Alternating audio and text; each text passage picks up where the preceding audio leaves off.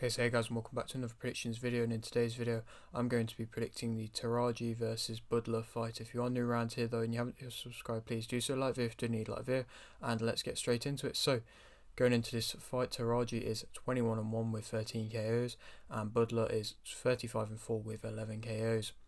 This fight is for the WBA Super and WBC World Light Flyweight titles. Teraji's last fight was a win via TKO in round 9 versus Ola Skuga, and Budler's last fight was a win via KO in round 1 versus Seng Prague Hon. Teraji is 31 and Budler is 35. This is in Teraji's home country of Japan.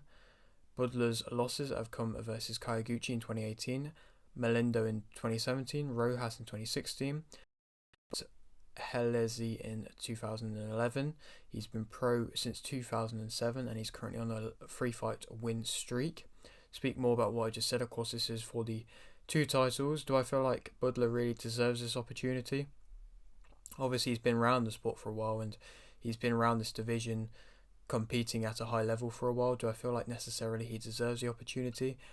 Not really. Do I feel like possibly we're running low on options for Teraji to get a fight to an extent, and I would feel like this was just quite an easy fight to make for Top Rank, and so I mean, it'll be interesting to an extent, but realistically, it should be I'm not going to say who, but it should be unanimous for one way. But like I said, Budler is experienced. He's fought at this top level, and he's gotten big wins in the past, and he's known to be a tough opposition for anybody, and he's always going to come through a fight. And I think he's changed a few things in the head for this fight, and so I feel like it could show a different Budler for this one, but it would be interesting to see, of course, with his age as well, what would happen if he does lose quite convincingly in this fight. But of course, it's another world title shot for him, and last time out was a dominant KO victory first round against. He made it look easy. It wasn't against a great opponent, but he made it look easy and didn't really break a sweat. So of course that's only going to really boost his confidence and show that he's still got somewhat of ability there to be able to do that to anybody. Is difficult, but Teraji's last fight was no, to be fair, it was a tough fight. I don't even think he was really winning on the cards. It was one which there was definitely rounds for both fighters. Maybe he was winning, but there was rounds for both fighters, and the TKO for Teraji was, in my opinion, necessary for him. I feel like if it would have gone to the judges' scorecards after another few more rounds of the way that it was going, it could have gone either way, or at least have been a close fight. But of course, it was a resounding stoppage, and a stoppage which made it look maybe more convincing than what it was. And either way, we've got this fight. Of course, it's in Teraji's home country, Japan. It seems like he doesn't really fight away from there at the moment, but fair play to him if you can get away with it and fight it wherever you want and choose where you want to fight, and you get such big numbers in Japan, then you might as well, really. And also on this card is Nakatani versus Cortez for the WBA World Super Flyweight title, in which I think Nakatani will win via unanimous decision. Cortez, he's suffered defeats in the past. I like Nakatani as a fighter. I think he shows different kind of ability to what certain fighters do, and I feel like this won't be a stoppage, but I feel like it could be a good step up, and Cortez is on quite a good run at the moment, and so I feel like Nakatani can stop that, get a victory here, move on to to more bigger things, and keep progressing up the world rankings, and this is then going to get him closer to being one of the next kind of Japanese superstars in boxing, and I feel like he's definitely got that potential in my opinion. Back to the main event, Teraji as a fighter, of course he's got all the pressure on him for this fight.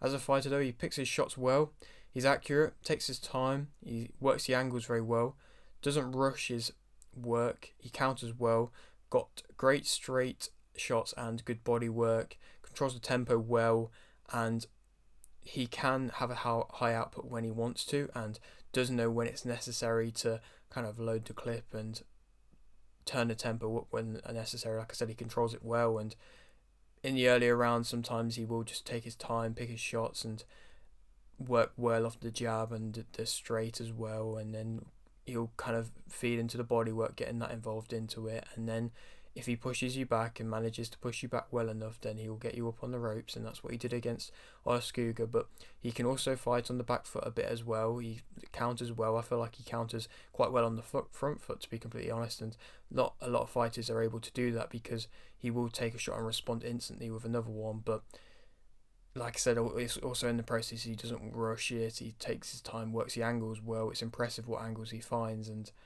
that's just down to his composure and his kind of physical presence to an extent. He's not the biggest of guys, but he's got a physical presence in there, most definitely. He's not overly powerful in my opinion. Obviously, he's gotten stoppages in the past. He's got 13, but I don't feel like he's overly stupidly powerful. I feel like it's more the accuracy that kind of works with the power, and that's what helps get him out of there. And I feel like sometimes when he was under pressure, he does struggle a bit. Like I said, he counters well, but I feel like he counters better on the front foot. He can fight on the back foot, but when he is under a lot of pressure, like Olaskuga put him under, then that could and does show little bits of weakness. And he does get hit as well. And he does sometimes take one to give one as well. Like I said, front foot countering can be a dangerous game. Like I said, taking one to give one, it's risky. It doesn't always work, and it's down to how well you can do it. And he doesn't have much defensive movement either, so it means, like I said, he's open to shots at times as well, and can leave his head open as well a bit as well. When he is getting put on the back foot and is having pressure against him, he'll try and kind of maybe twist out the way, but then he'll just leave his head open in the process and drop his hands, and it's not the smartest thing to do. But overall, still an amazing fighter as well. Budler as a fighter, he's got that lack of pressure, of course, coming into somebody else's kind of home country. Nobody expects you to win. Lack of pressure. He's got more experience, so he knows what to do. Of course, he's been in this situation a few times where he's come into somebody else's back garden, and I mean, at Kai Gucci, that was the same kind of example. Obviously, it didn't go his way, but he's experienced it now. He can control the centre well, changes levels well. He's got a high guard, he's aggressive. He really does wheel up that right overhand. He's got solid combination, solid jab, tough game, got a good chin, and can make it tough. He knows what to do to frustrate fighters. He'll do little things like get his head involved or get up and close and restrain you from being able to fight, and that can frustrate fighters. And Teraji, I don't think he's overly too used to that, in my opinion. And like I said, he's more of an in-close type fighter, and he's an interesting fighter. He's definitely got a bit more of an old school type fighting style, but he's got that good chin, and I mean, he only got stopped against Kai Gucci, and that was his corner taking him out of it. So he does have a good chin. Like I said, he wheels up that right hand. If it is going to land, it's going to land with intent. Doesn't always land, but if it does land, then he could have success with that. Solid combinations in the process. Like I said, a solid jab, and like I said, he changes levels well. Did that well. That's how he got the stoppage in the last fight. But negatives, he's got that kind of lack of pressure, lack of like wins against tougher opponents, and that can something which, if you go and watch them fights, it shows weaknesses. But I mean, it hasn't happened in a while now. He's got confidence. He's building upon momentum, and this is maybe the first time in a little while that he's actually had a bit of momentum towards him to then be able to get him this title shot. And like I said, I feel like certain things are different going into this fight for him in camp wise and stuff like that. So I feel like that we could see a different side of Budler here. He does struggle with speed. He's got a lack of speed, in my opinion. He does plant his feet a bit as well. He looks a bit off balance at times. He can be a bit stiff at times as well with his movements. He can be also a bit jumpy as well. It's very interesting. He'll either be stiff or he'll be a bit jumpy. He'll kind of like hop into shots, get a bit overexcited to an extent maybe. I don't know what it is, but it's not always something you need to be seeing. He can be outboxed. Had that against Kai Gucci. He's open to counters as well. Has a lack of feints. Can slow down throughout the fight as well. And it's something which I feel like it comes of age as well, and I feel like there's also his past his best at this point. Teraji is the favourite for this fight, and I think that Teraji will win via TKO in round 10. Like I said, I was slandering Teraji's power, but I still feel like it's enough there in the later rounds and possibly be able to stop Budler. I don't know if it would be a stoppage as in he actually gets knocked down. I feel like it might be a actual corner, just take him out stoppage, because I don't want to see any more punishment, and I wouldn't blame him. I think it'd be an outboxing display. I think Teraji, as long as he isn't overlooking this type of fight, then he will find success and be able to work the tempo well, realise that there's lots of openings with Budler, realise that there is weaknesses, and it isn't overly technical. It's just the basics, and if you can get the basics down, then you can beat him, and I feel like he will. Then where does he go on to? Who's he going to fight then? Nonchinger versus Dominguez, IBF title fight at the moment.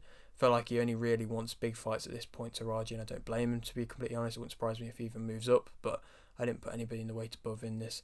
Of course, Kaiguchi possibly could be another rematch. I mean, he's got a fight coming up, I believe, this weekend as well. Not really against a mad opponent, but progressing himself back to the top level as well, and there's not loads of opponents around for him at the moment, Teraji, so you never know, maybe. Canizales, is another possible opponent.